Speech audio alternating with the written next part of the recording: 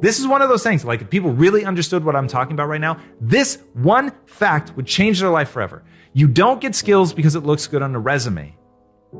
You get skills because it lets you do the thing you want to do. So let's use sports as an example. It's just all too easy not to use it. So if you're in poverty and you're Lionel Messi and you realize, actually, I think, who's the other one? Cristiano Ronaldo, thank you. He was in the grips of poverty. And nice, that's perfect. So Cristiano Ronaldo, in the grips of poverty, realizes that playing soccer is a way out for him. And so he goes and gets the skills. Why? Because if he can win on the soccer field, then he can actually elevate his family out of poverty. Like when you see that trail, it goes back to the Nietzsche quote. If you have a why, you can survive almost any how. So how am I going to get there? The amount of work that Cristiano Ronaldo has put in to become one of the greatest, if not the greatest football player of all time, it's inhuman. Anybody else would look at it and say, nope, not willing to do that. And fair enough. But it was somebody who said, if I gain these skills, it will let me dribble around people, score when other people can't score, galvanize a team around me, leverage it to be wanted by teams, to turn into financial resources, to make me famous so that I can get brand deals and things like that. All the things that he would need to do to pull himself out of poverty. Like this stuff isn't an accident. It's about skill acquisition. So there's another kid that had the same dream. I'm going to use soccer to get me out of poverty and did nothing about it.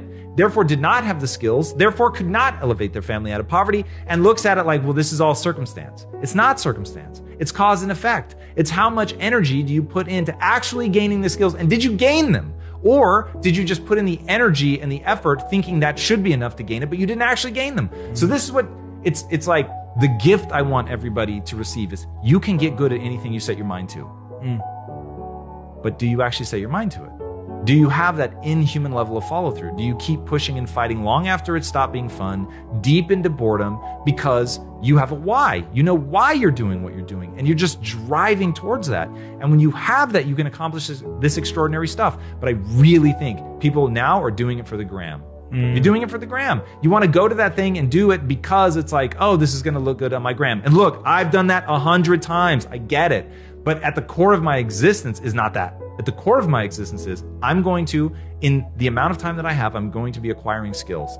Now, to acquire those skills, going back to what you were asking me, it's like you have to be self-aware. So as a part of the formula of knowing that skills have utility, that I can put that utility to the test in service of something bigger than myself that helps other people, makes me have meaning and purpose, also helps me generate finances, do the things that I want in my life, all of that. But it comes down to that, acquiring those skills. So going into something, knowing that like, oh my God, okay, first it lightens my load a little bit because I realize I can change. Then I realize these skills actually have utility. They're going to let me do stuff. So now I really want to go hardcore into that. And so I poured my attention and energy into making that emotionally rewarding.